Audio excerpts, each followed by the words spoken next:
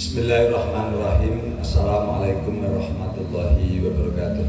Waalaikumsalam warahmatullahi wabarakatuh. Allahumma sholli ala sayyidina wa maulana Muhammad wa ala alihi wa sahbihi wa dzurriyyatihi wa man tabi'ahum wa ummatihi ajmain.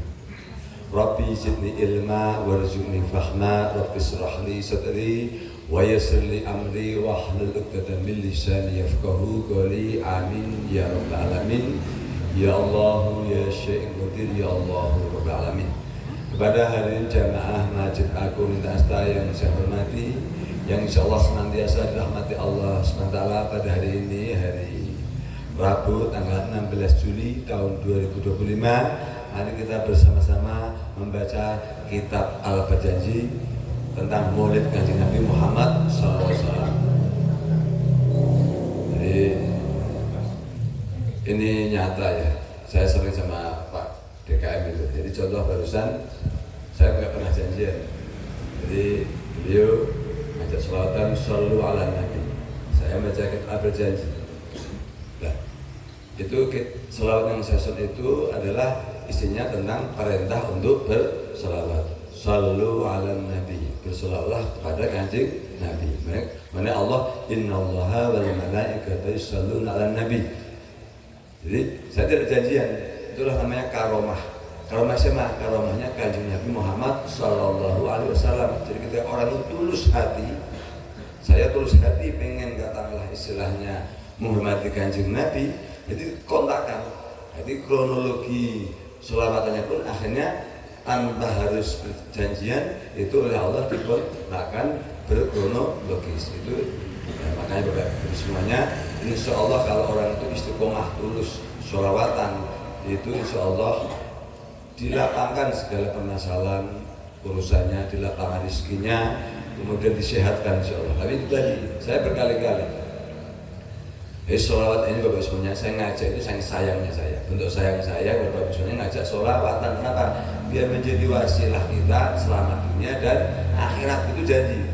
Barang siapa mengalami kesempitan hidup, maka perbanyaklah sholawat, maka Allah akan melapangkan. Nah, kalau kita hampir tiap hari, insya Allah tidak akan disempitkan. Tapi itu sebenarnya kalau hidup itu katakanlah ada pasang surut itu wajar. Apa? Itu dari Gusti Allah. Dan nanti Gusti Allah pasti akan memberikan sebuah keleluasaan. Itu hanya, memang itu ada Al-Qur'annya. Sesungguhnya kamu akan aku uji dengan sedikit rasa takut, kekurangan harta, kekurangan buah, kekurangan makanan, itu ada Al-Qur'annya. Tapi bukan berarti Allah tidak sayang ya. Makanya pentingnya ilmu itu untuk menguatkan iman gitu. Mari kita bersama-sama. Bismillahirrahmanirrahim. Allahumma shalli wa sallim wa rahmah wa barik ala sayyidina wa maulana Muhammad wa ala alihi wa sahbihi wa dzurriyyatihi wa man tabi'ahum wa ummatihi khususan ila hadrati Syekh Ja'far Al-Berjanji, pencipta atau penyusun kitab Al-Berjanji. Al-Fatihah. A'udzubillahi minasyaitonirrajim. Bismillahirrahmanirrahim. Alhamdulillahirabbil alamin arrahmanirrahim maliki yaumiddin. Iyyaka na'budu wa iyyaka nasta'in. Ihdinas siratal mustaqim. Shiratal ladzina an'amta 'alaihim ghairil maghdubi 'alaihim waladdallin. Amin. Allahumma ighfir lahum warhamhum wa'afihim wa'fu 'anhum. A'udzubillahi minasyaitonirrajim. Bismillahirrahmanirrahim. Atilillahumma qabrahul karim bi'afin sadimin salati wa taslim. Allahumma salli wa sallim wa barik alaihi wa baraja sallallahu alaihi wasallam wa yadayhi al-ardi rafi'a ra'sahu ila as-sama'il 'aliyyah mumiyan bidzalika ar-raf'i ila sudadi ma'ulah wa musyirat ila rif'ati qadri ala sya'iril bariyah wa annahu al-habibul ladhi hasrat tiba'uhu wa sajayah wa da'at ummu Abdul Muttalib wa huwa yatufu bihatikal baniyah fa'aqbala mu'sira wa nadar ilai wa balagha min ash-shururi munah wa talal ka'batal gharra'a wa qama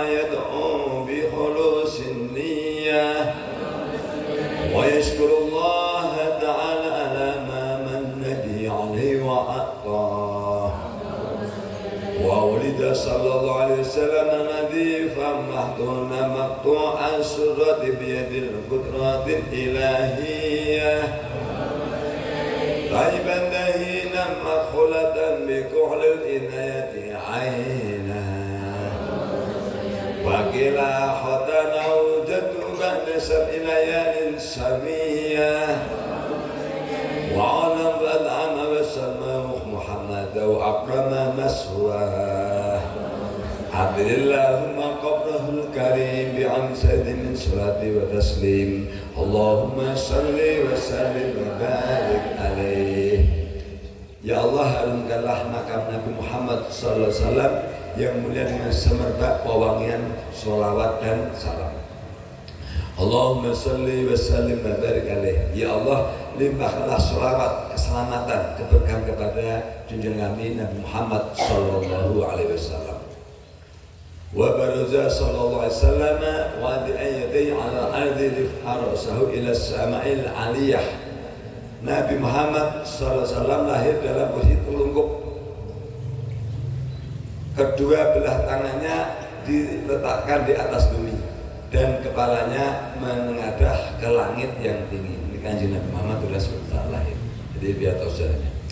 Mumiyam bidzalika raf'ila saudadihi wa ulah. Ini merupakan lambang keagungan dan ketinggian martabat Nabi Muhammad sallallahu alaihi wasallam. Sudah menghadap ke langit, sudah tertelungkup. Itu banyak. Enggak akan ada bayi seperti itu. Dari awal sampai akhir baru Kanjeng Nabi Muhammad sallallahu alaihi wasallam.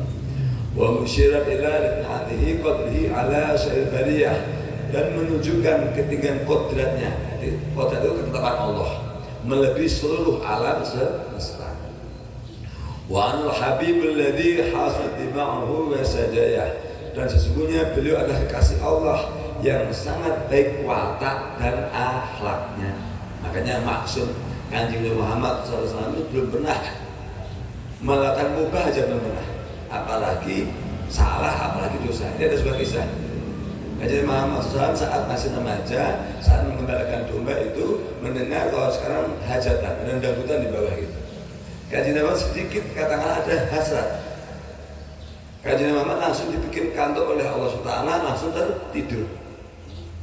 Jadi makanya boro-boro melakukan yang salah atau yang dosa, yang mubah aja belum pernah. Jadi belum pernah lihat dangdutan. Tapi kalau ada orang mendangdutan, bagaimana Kanjeng Nabi? Tidak ekstrim, asal tidak maksiat. Contohnya ada kisah, itu biar gak fanatik menurut saya. Jadi Kanjeng Muhammad SAW itu kan punya budak banyak. Kanjeng Muhammad SAW itu tangannya suka diganti sama budak-budak. Dan budak-budak itu kenapa? Saking menghormatinya, bukan menghormati Kanjeng Nabi. Memang mengikuti, biasa ke pasar diikuti. Saking apa? Memang tidak ada orang tidak mencintai Kanjeng Nabi. Kemudian suatu saat akhirnya Sayyidah Aisyah, istri Kanjeng Muhammad SAW di rumah itu lagi rebana, hiburan. Ini hadisnya, rebana. Maka Kanjeng Muhammad pulang bersama Sayyidina Abu Bakar. Langsung Abu Bakar marah.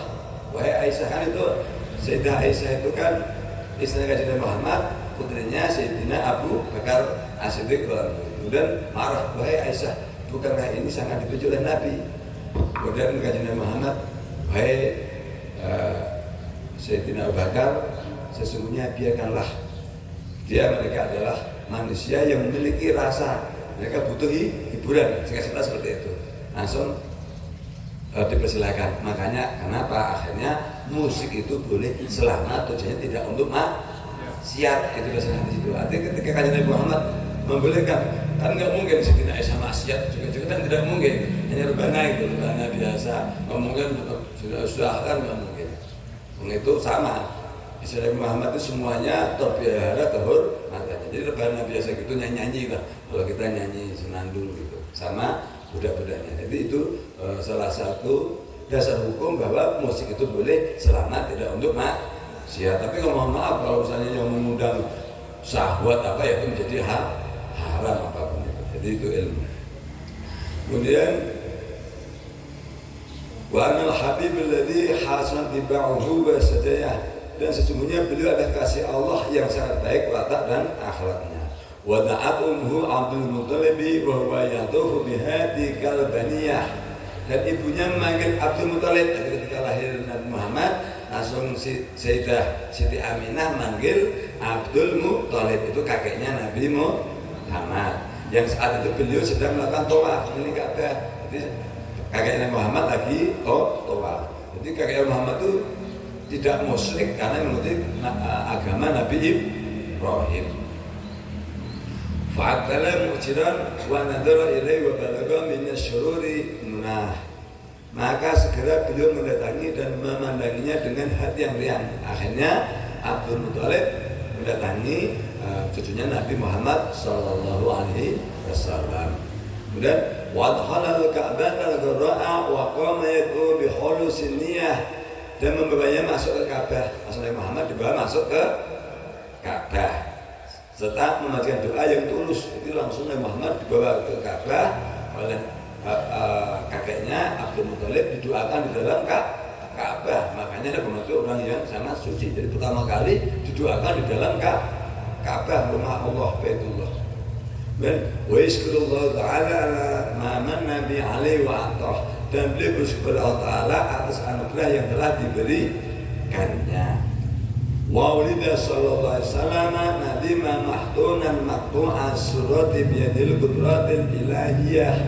Nabi Muhammad SAW dilahirkan keadaan bersih, sudah dihitan dan sudah putus urusannya dengan kodrat Allah. Kemudian thayyiban dahina makhulatan bi kuhlil inayati ainah, tubuhnya semerbak wangi kasturi, kedua belah matanya nampak seperti tercelak. Wakila khotana jaduhu ba'da sab'i layalin saliyah, tetapi ada riwayat lain yang mengisahkan bahwa beliau dihitan kakeknya sesudah malam ke-7. Wa alam wa ad'ama wa sama Muhammad wa brama masrah, waktu itu diadakan kenduri dan zaman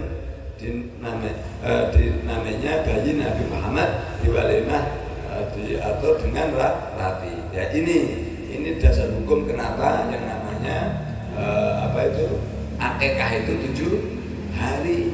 Ini dasarnya. Tapi memang belum ada hadisnya mengenai baru lahir. Tapi apa yang mungkin seorang nabi pilihan Allah itu diselamatkan dengan cara yang batil? Kan tidak mungkin. Artinya itu sudah menjadi kodrat, irodak, takdir, ketetapan Allah Subhanahu wa taala. Nabi Muhammad lahir langsung dibawa sama kakeknya, kemudian didoakan di dalam Ka'bah. Setahu saya dalam sejarah kemudian diumumkanlah kepada semua umat di Mekah, karena istilahnya Sayyidina Abdul Muthalib seorang pemimpin di Mekah. Wahai umat atau istilahnya bangsa-bangsa Arab, sesungguhnya telah lahir cucuku, yaitu saya beri nama Muhammad. Semua orang kaget. Kenapa kaget? Karena nama itu belum pernah ada sebelumnya, sebelum Nabi Muhammad. Jadi nama Muhammad itu baru Nabi Muhammad. Jadi di Mekah tidak lazim, artinya yang terpuji. Nah, itu sebenarnya dari mana? Dari wahyu yang diterima oleh Siti Aminah. Jadi ada seorang, bukan Nabi, bukan Rasul, dan wahyu itu diantaranya Siti Aminah sama Siti Maryam. Sesungguhnya nanti ketika anak melahir dan nama Muhammad. Jadi akhirnya dinamakan Muhammad, kemudian dituahkan oleh Muhammad itu di kelilingan Ka'bah. Maka ketika lahir itu, kalau di orang alusnya jamaah itu dikelilingkan membaca asrakalan. Itulah anunya, hadisnya adalah ini kisahnya yang dicontoh ini. Jadi didoakan, semua orang mendoakan. Ya kalau pakai logika memang bayi itu harus didoakan. Jadi 40 orang begini berdoa, mungkin ada 1, 2 atau 7 orang atau semuanya makbul. Besok jadi anak yang soleh. Kemudian dicukur rambutnya, kalau ditebus kan itu. Ditimbang, kalau bisa cukur yang banyak, biar timbangannya berat. Kalau berat ya emasnya kan banyak untuk disedekahkan. Itu sesuatu tidak ada yang batil, tidak ada sesuatu yang jelek, semuanya adalah kebaikan. Jadi itulah lebih kisah tentang lahirnya Kanjeng Muhammad sallallahu alaihi wasallam. Semoga dengan kita istiqomah salat ini kita oleh Allah diberikan keberkahan.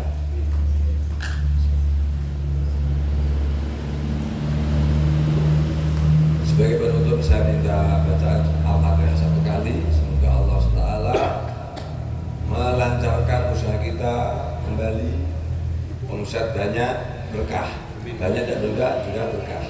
Tapi usaha biasa, pasar solo sepi, produksi sepi, nggak pamoret, nggak baca hiburan, ya nggak tidak apa-apa. Kalau saya tidak perlu disikapi dengan itu memang mungkin saatnya istirahat, ya nggak saatnya sholat, yang mungkin saatnya ngaji, saatnya mungkin mau persiapan wudhu, berarti apa? Suruh latihan, sholat, matang. Yang penting lah kita berjuang. Saya sebagai pemimpin terus inovasi, terus ke lapangan, berjuang. Jadi tidak usah disikapi dengan, ya kan tak kasih kisah sedikit. Ini ilmu.